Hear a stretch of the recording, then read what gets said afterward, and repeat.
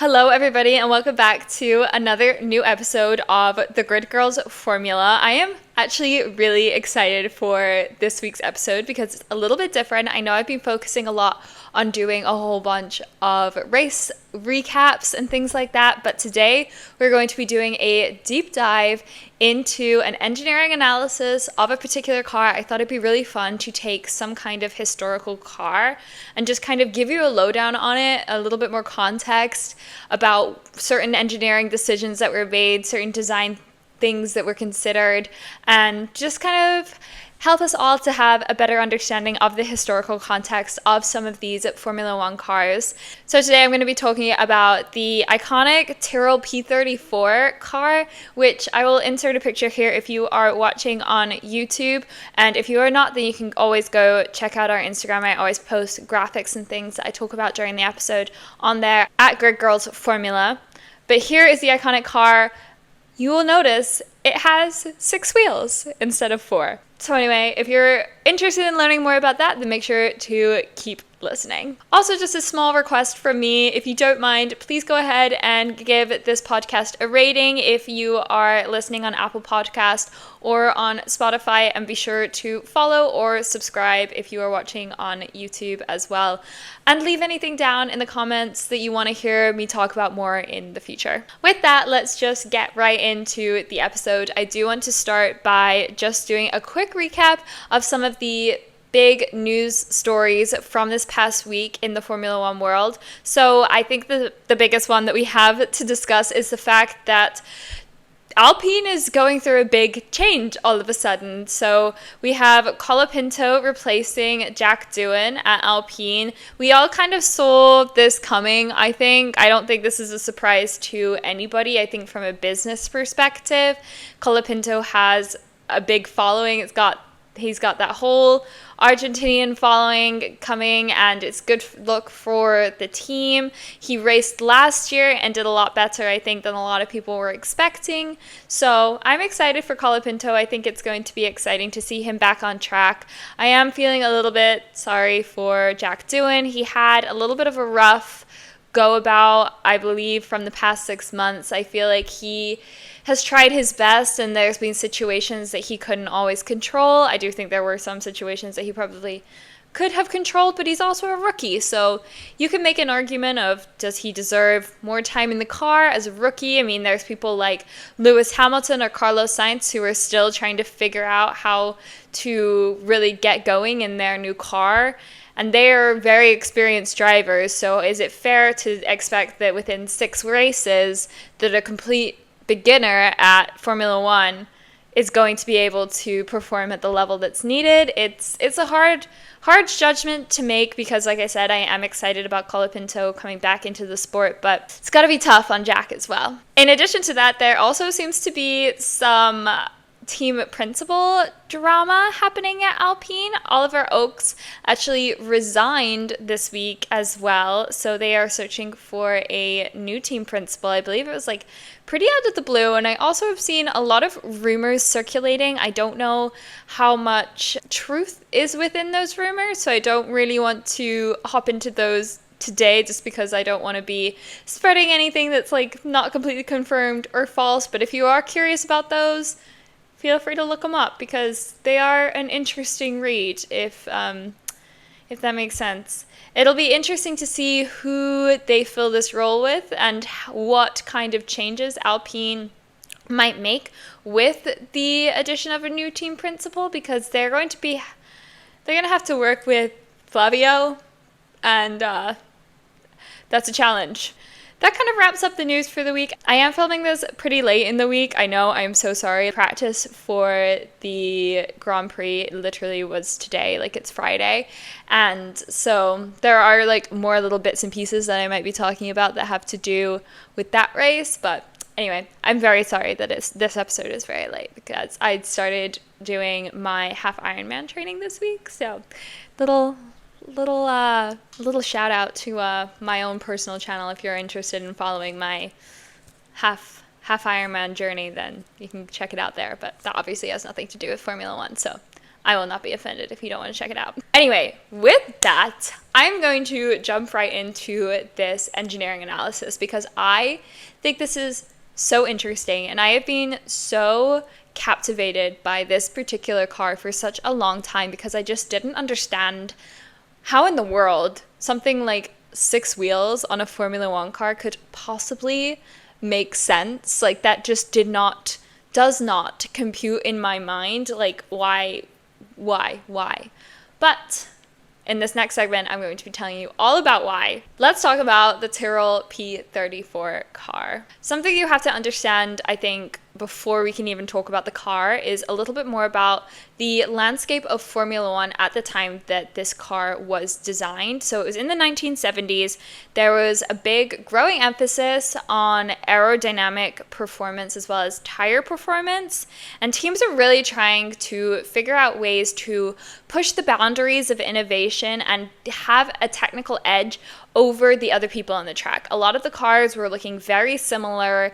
It was hard to kind of distinguish yourself from the other people on the track, and people were going way out of the box to attempt to do so. So Tyrrell Racing, which was led by Ken Tyrrell, was very much known for taking pretty bold technical risks. They had a lot of success in the early 1970s. They actually had Jackie Stewart, who I think if you watch Formula One pretty closely, you've probably heard his name before. They won 3 championships with him. They started racing in 1968, and they had their final race in 1998, technically. However, just from like a grandfathering perspective and different piece purchases and transformations, the legacy still exists today on the grid with the Mercedes Formula One team.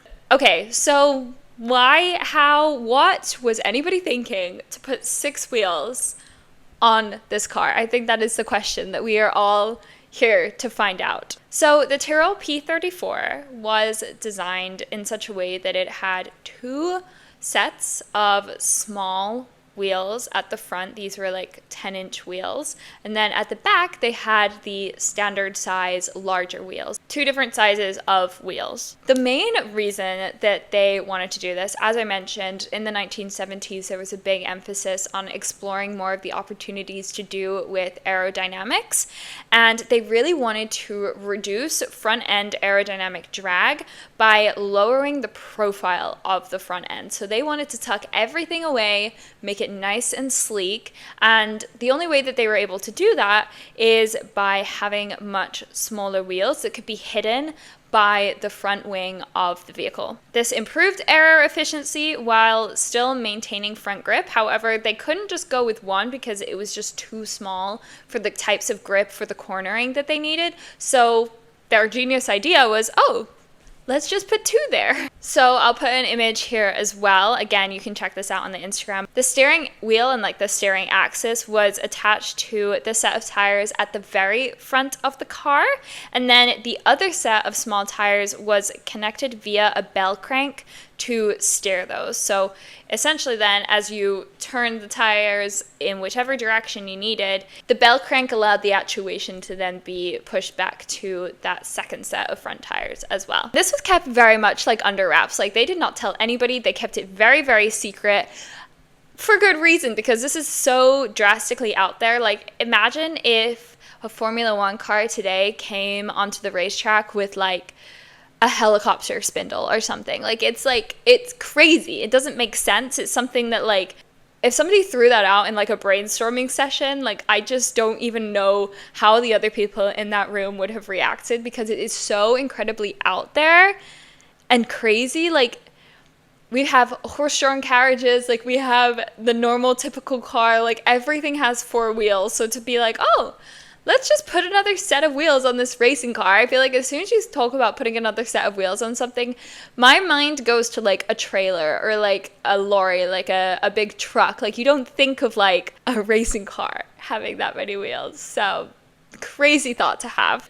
Anyway, as I mentioned, they were really trying to maximize the aerodynamics. They wanted that small front wing to reduce the drag without compromising the grip. In addition to that, they were also trying to think about how they could maximize the tire performance themselves. So they had these 4 front wheels, which meant there was more rubber on the road than the two larger wheels were. So there's a lot more of a contact patch going on there, which theoretically should help the cornering and the handling of the car. And then also they thought that having these tires at the front, these 4 tires at the front, would also increase the front end brakings. However, I'll get into this a little bit more in a minute, but that was the hope.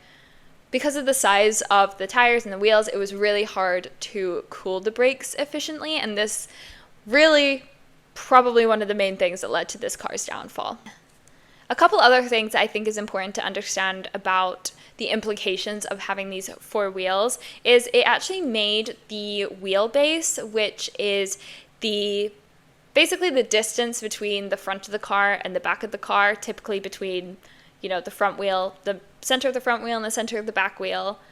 That's the wheelbase, but it made it variable. So if one set of the front tires locked up before the other set, then that wheelbase could be longer or shorter, and that makes it really hard to set up a car because the wheelbase is one of those key elements that you need to understand in order to figure out what the balance of the car is going to be. So in addition to making it harder to set up, it also just made it harder to drive. Then another thing to consider is we have been talking a lot about tires in the past few episodes, and these particular tires, they're smaller than the back wheels on the car, so the front wheels are going to be going through a lot more revolutions for a particular distance than the back ones are, and so they're going to wear out at different rates, which is really difficult from like a pitting perspective and trying to figure out how to manage both the front and the rear tires. You have to have very different considerations because they're completely different entities. Something I actually thought was quite interesting about this is the fact that they actually had to make little portholes for the driver because they really wanted the driver to be able to,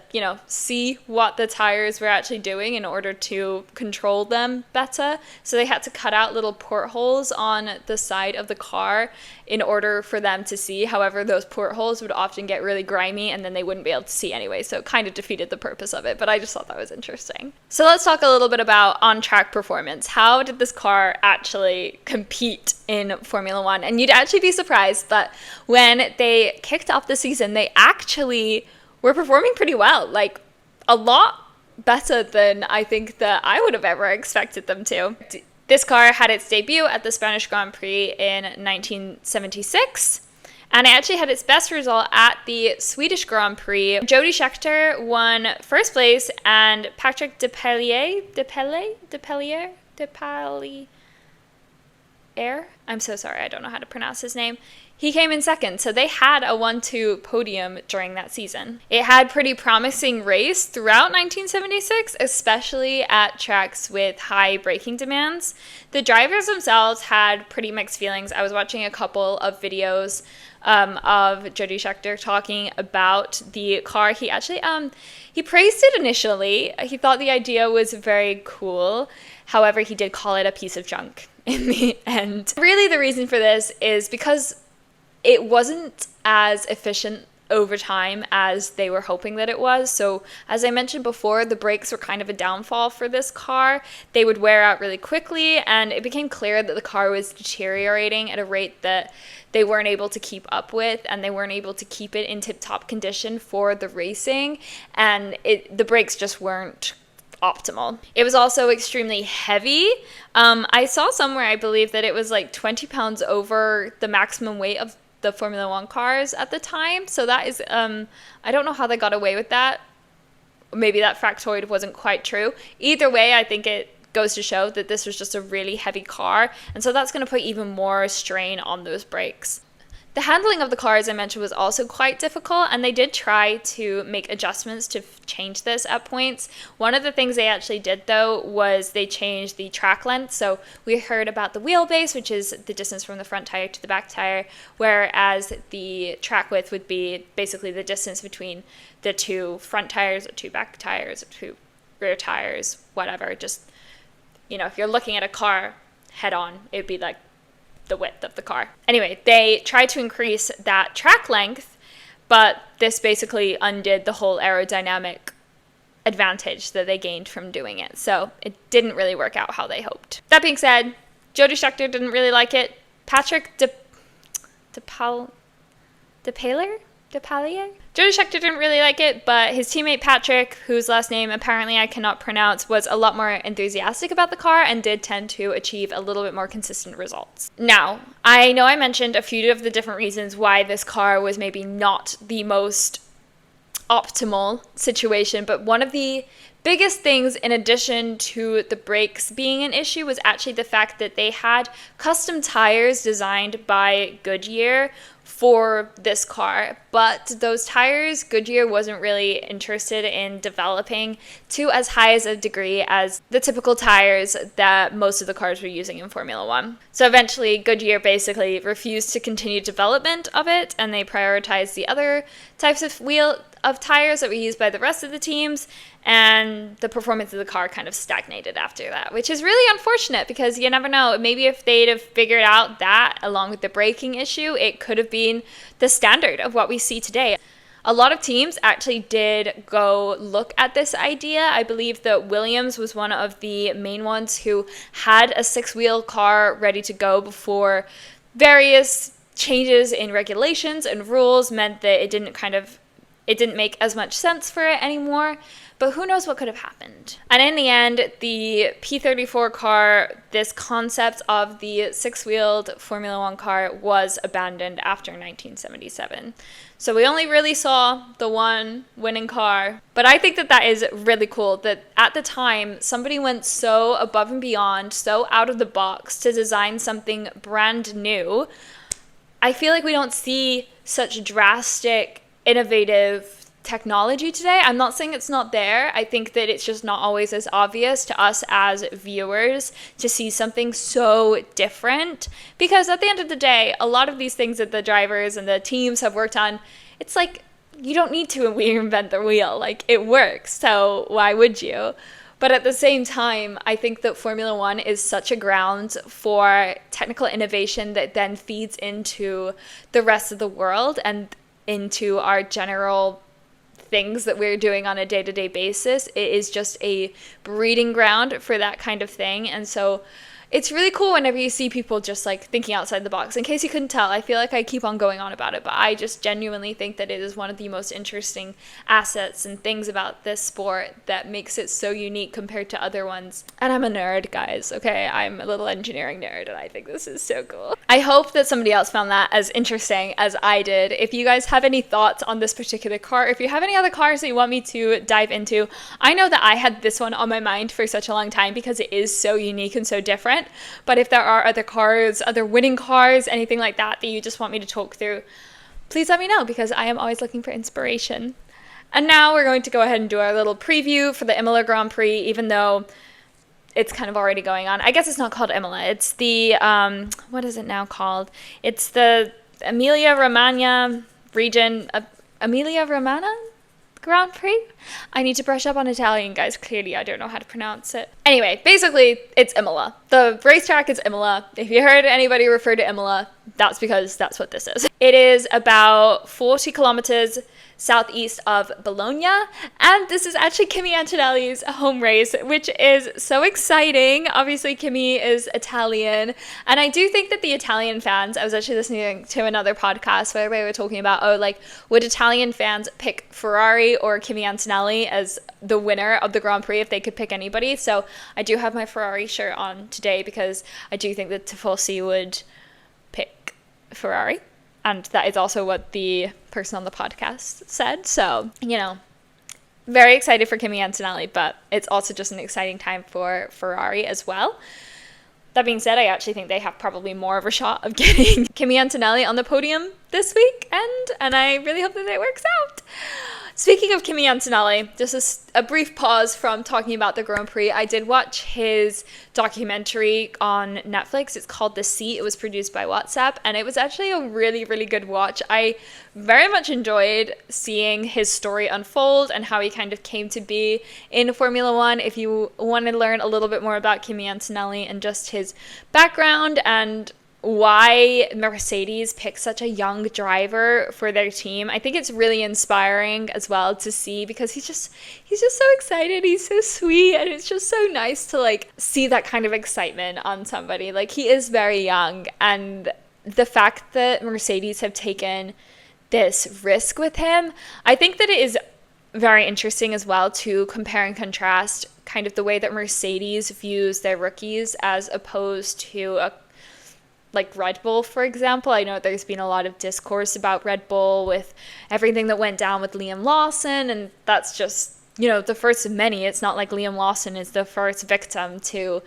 the Red Bull pick and choose situation. Meanwhile, just seeing how they really work really hard with Antonelli, they really want to nurture him. It's very clear that Toto is like, this is a practice year, you have to learn, you have to grow. He's very patient with him.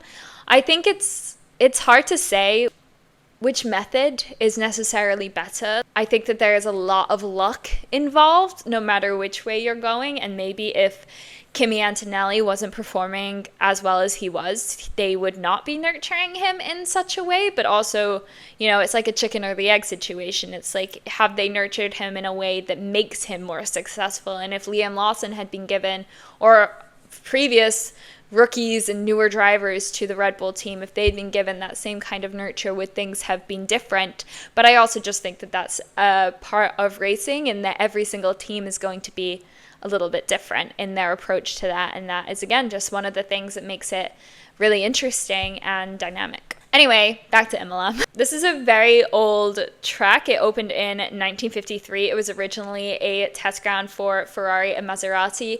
It is right near basically that whole region where a lot of those luxury sports cars are built and made and manufactured and kind of came to be. So it's got a rich history there. In 1980, when it hosted the Italian Grand Prix, I believe that Monza was under construction for a year, so they moved it over to Imola and had the race there. But then in 1981, it did join the calendar pretty much permanently for quite a few years as the San Marino Grand Prix, which was named after the microstate of San Marino. It couldn't be the Italian Grand Prix because we already had Monza. From 1981 until 2006, Imola consistently hosted the San Marino Grand Prix. So, like I said, it was pretty much a staple on the calendar. The reasoning behind why it was dropped, it was kind of just a lack of modern paddock facilities. There was limited overtaking opportunities on the track because it's a narrow layout. So it was just not a super fun race to watch anymore, I guess. And it came back in 2020, a lot to do with just like the COVID-19 pandemic and because of everything that was going on then, scheduling issues, all of that kind of stuff, and was rebranded as the Emilia-Romagna Grand Prix that reflects the whole region rather than San Marino. And since then, it's been pretty regular on the calendar with the exception of, I believe it was 2023, whenever it was actually cancelled due to floods in the region. Some notable things from this track. In the past few years, the track has very much been dominated by Max Verstappen. He has won the past 3 races at the circuit from 2021 until 2024. Like I said, 2023 is cancelled, but he's won the rest of them over the past few years. We have a record held by Michael Schumacher, who was very dominant in the early 2000s with Ferrari. He won the San Marino Grand Prix 7 times, which is pretty crazy. And then finally, we also have Ayrton Senna, who has a pretty successful record here as well. He had 3 wins as well as 8 poles. So he holds the record for the most number of poles at this Grand Prix. I also don't think you can talk about Imola without talking about Ayrton Senna, particularly because it was in 1994 that he unfortunately passed away at this track. It was one of the most tragic weekends, I think, in Formula One, where Rubens Barrichello actually suffered a very large crash where luckily he survived. Actually, fun fact, I met him, which was really cool. And then on the Saturday, we had Roland Ratzenberger, who also died in a crash while qualifying there.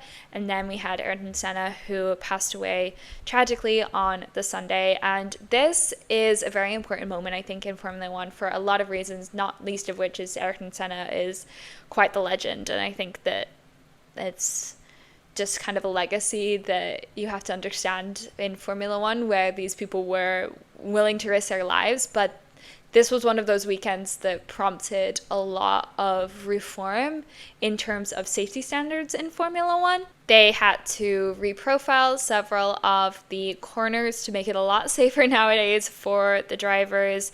They changed them from pretty high-speed sweepers into slower chicanes. They also added several runoff areas to the track, and it just became overall slower, safer, and there was a little bit of complaints, I believe, after the fact, because some fans claim that it's lost a little bit of its raw edge. But in my opinion, at the end of the day, it's still pretty exciting. And I think that the safety of the drivers is very important. It's supposed to be exciting. Nobody wants to go to a race and go to a funeral. That's not the point of racing. So anything that we can do to keep the sport exciting while still maximizing safety, I think, is the best. Anyway, not to bring the mood down or anything, but I do think that it is important to understand some of those historical elements of the racetrack. Nowadays, the track is seen as being a very technical, narrow, old school layout with minimal runoff, even though obviously they've made it a lot safer than it used to be. But there is limited overtaking, so we'll see how exciting this race is over the weekend. It's a pretty cool atmosphere if you ever want to go there. I'm sure I would love to. Lots of hills, the medieval town of Imola. The setting is very unique and scenic. And also, it's just, the Italian fans are something else. I think that they are some of the most passionate fans in the sport, particularly for Ferrari. So that is one of the reasons why I think this would be such a cool race to go see in person one day. And with that, that kind of wraps up the episode for today. I hope that you guys enjoyed this episode. Like I said, make sure to like, subscribe, rate the podcast. I really appreciate all of your support. Make sure to also go check out the Instagram and leave some love over there. And I'm so excited for the Grand Prix this weekend. We shall see how it goes. My race prediction for this weekend is that I think that Antonelli is going to be on the podium. And I don't think that's too hot of a take. I think that's very possible, and I really hope he gets it for his home Grand Prix. Also, I saw that he brought his whole class to Imola, like on a field trip. And can I just say I've never been more jealous of high school seniors before. Anyway, thanks again for listening, and I will see you in the next episode. Bye!